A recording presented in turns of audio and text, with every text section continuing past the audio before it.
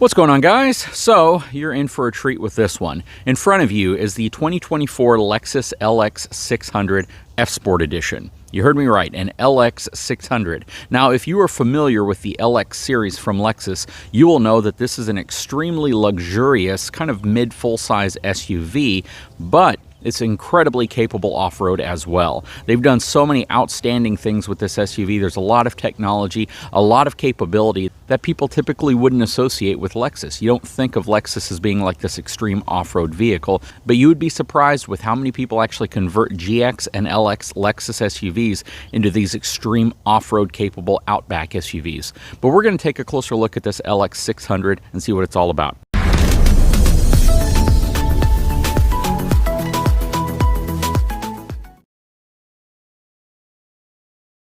Okay, so let's get into the specs. This is going to be equipped with a 3.4-liter twin-turbo V6 that produces 409 horsepower and 479 pound-feet of torque at 2,000 RPMs. It's going to have a 10-speed automatic transmission. It has an 8,000-pound towing capacity.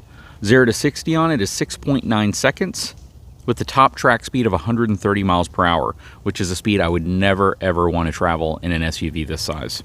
Comes equipped with double wishbone suspension up front and a multi-link suspension in the back. It's also a full-time four-wheel drive vehicle with an electric locking center differential. Considering all that, it gets pretty reasonable fuel economy. 17 miles per gallon estimated city, 22 miles per gallon estimated highway with a 19 miles per gallon combined estimate. Okay, so starting up front, you're going to see this huge spindle-style grille. This is very indicative of most of your newer Lexus vehicles. They've been doing this for a while now, and it's a very bold example of what Lexus likes to put on the front of their SUVs. Coming around, the headlights. These are absolutely gorgeous headlights. They're triple LED headlights. Very, very nice, and the accent strip beneath it kind of slowly fades in whenever you turn it on. And what's also cool is when you're driving this vehicle at night and you turn your turn signal on, you have this bright swath of light that appears to the side of the vehicle to help you see whenever you're about to go around a turn. These are also auto-leveling headlights as well, a feature that I really, really wish truck manufacturers would include on all pickup trucks. I think that that is an absolutely mandatory feature that truck manufacturers should have. Lexus has been putting auto-leveling headlights on their vehicles for a long time, and now you can actually get those on the Tundra. But I really wish that that technology would roll over to full-size pickup trucks, just because whenever you tow or you have a lot of weight in the back, it keeps from glaring your headlights into people. But I love the feature on the Lexus. Again, they've been doing that for a long time. And of course, you can see the F-Sport badging here on the side. This is essentially their sport package, or at least the sport visual package that you get on Lexus vehicles. Everything's pretty much blacked out, including that front grille. You can see the custom 22-inch F-Sport alloy wheels as well. This has Dunlop Grand Trek tires on it. The tire sizes are 265/50 R22s. You can also see the running boards going down the side. They're actually positioned pretty well to get you in and out of the vehicle, especially considering this isn't as large as some of your larger vehicles like a Sequoia or some of the Infiniti QX80s. This is going to fall comfortably in the middle, a little bit smaller than a full-size SUV, a little bit larger than a mid-size SUV. But something that's really important to note about this specific vehicle, as well as its Toyota equivalent, is the fact that this rides on a frame. So it's not a unibody structure. What's really nice about that is, first of all, they've been able to maintain impeccable safety ratings on this vehicle, considering it's a body on frame, as well as ride and handling. This is probably one of the smoothest riding vehicles, period, you could ever get into. We've already had a chance to drive around for about 50 miles on it, and right off the bat, this thing is absolutely impressive. It is buttery smooth. Again, this is probably one of the smoothest riding vehicles I've ever been in. This LX also comes equipped with air suspension as well, front and rear air suspension. And you can really get this thing pretty dang high up in the air. It's, again, another feature that they bake into the LX that gives you a lot of off-road prowess in an SUV you might not typically associate with off-road prowess.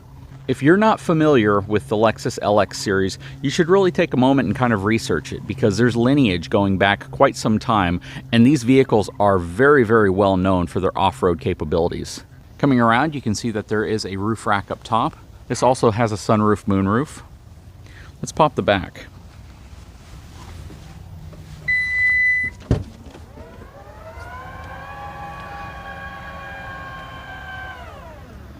You can see the continuation of the F-Sport badging here on the back as well. That's really cool. It might actually be illuminated.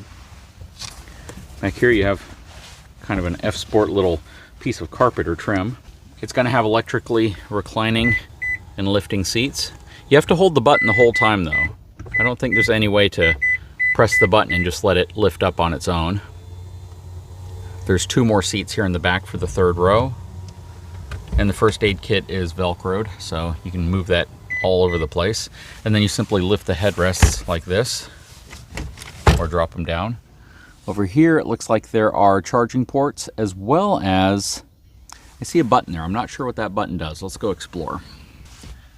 Okay, so I don't know if this is a new feature or not, but you have your power port right here, and I believe that's going to be USB. Yeah, it's USB-C, but right here, you actually have the ability to lean the back seat forward or recline it more with electric controls. That's kind of cool. I haven't seen that before on a 3rd row vehicle where they give the back 3rd row passenger the ability to actually, you know, increase or recline their seat. That is pretty cool. And then up here, you have the release for the back seat so you can get it out of the way whenever you want to get out of the vehicle. Okay, so coming around to the back again, you have a relatively small amount of space back here when the seats are in their up position. So if you're looking at something like this over perhaps like a Yukon or an Expedition or a Navigator or an Escalade, you're certainly not going to have as much room behind the 3rd row whenever the seats are up. Now, if you're not going to have 3rd row passengers, you have quite a bit of room whenever you put them down. So a lot of people that are looking into 3rd row SUVs want to do so because they have small children that are going to sit in the 3rd row. If you plan on using this in that way and you have a lot of stuff you're bringing with you, you're probably going to want to take advantage of the roof rack, even pulling a small little cargo trailer like that behind you, because with 8,000 pounds worth of towing capacity, that's a pretty dang respectable number, and you can easily tow your smaller cargo trailers without any issue at all.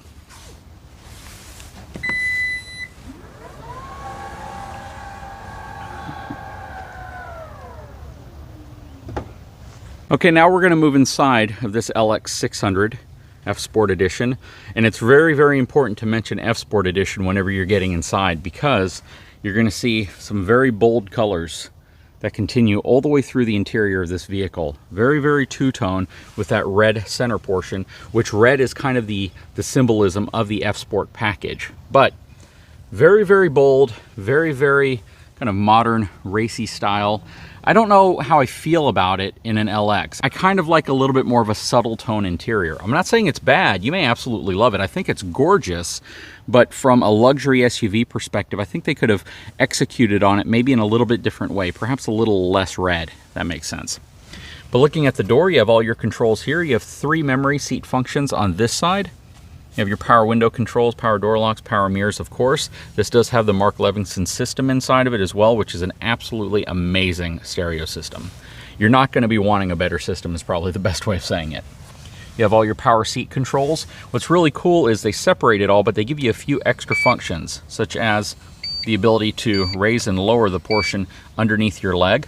You can raise the seat, lower the seat, tilt the seat. Right here are all your lumbar controls. The cargo capacity on this vehicle, which I know a lot of people are going to care about, is 1,285 pounds. So 1,285 pounds of max cargo capacity, which is not bad considering, again, the size of vehicle this is and how well equipped it is. When you couple that with an 8,000 pound towing capacity, you're going to want to be sure that whatever you tow with this isn't going to exceed the amount of weight that this vehicle is rated for. And before we hop in, you can see the billet gas pedal, brake pedal, as well as this cool little area to rest your foot, and the F-Sport floor mats that I've already gotten a little dirty. Let's hop inside. Now this LX600 is going to come with all of the expected safety features, including some that Lexus has been putting on vehicles for some time. Way, way, way back in the day, I actually had a Lexus LS430, and in that Lexus LS430, I had radar cruise control, which is a feature that Lexus has been putting in vehicles as an option for a long time going back. So this vehicle has technology that they've almost pioneered, but it's also included. Again, all of your collision mitigation system, and Lexus actually refers to all of this safety technology as the Lexus Safety System Plus 2.5. Now it has pre-collision system with pedestrian detection. It has all-speed radar cruise control, which is pretty cool because before in the past you had to be at a certain certain speed for it to work. You also have lane tracing assist. I'm not exactly sure what that does, but it sounds pretty intuitive. Lane departure alerts with steering assist and intelligent high beams and road sign assist as well. And of course, you're going to have a 360-degree camera that gives you all sorts of intuitive views of what the vehicle's doing. Now, let's turn this vehicle on so you can see some of the technology on the inside. You have a cool little startup welcome screen here. And you can see you actually have 3 digital displays. You have your main cluster right here, which is kind of interesting because it's flanked with a few analog gauges, which is kind of interesting to me. I kind of wish that the whole thing was a digital display. I'm not too concerned about it, but you know, when you see the analog displays around the digital display, you kind of wonder why the whole thing wasn't just one large digital display, unless this is more for reliability, because again, Lexus is kind of synonymous with reliability. Over here, your main Lexus interface display is 12.3 inches diagonally. I believe this is a 7-inch display right here, but this is all of your main controls. So this gives you some pretty cool features, of course, to adjust like your fan speed. And it's very, very sensitive in a nice way. It feels more intuitive than a lot of systems that I've seen like this. This is essentially where you change all of your climate related systems, where you can see what's going on with your vehicle. If you're utilizing this in a 4-wheel drive mode, this lets you kind of know what's taking place, where power's going, how high your vehicle's sitting. I talked to you earlier about the fact that this does have air suspension, and I can raise or lower this vehicle quite a bit. So right now we are in our normal position. When you drop it down, you instantly feel the vehicle drop. I mean, it really drops low. You have your heads-up display right here, which you may or may not be able to see right there. So that's your heads-up display. It's going to give you your speed, your direction that you're traveling, and the current transmission status that you're in. You have all your drive modes right here, so you can change between different types of drive modes based on the different types of conditions you might be driving through.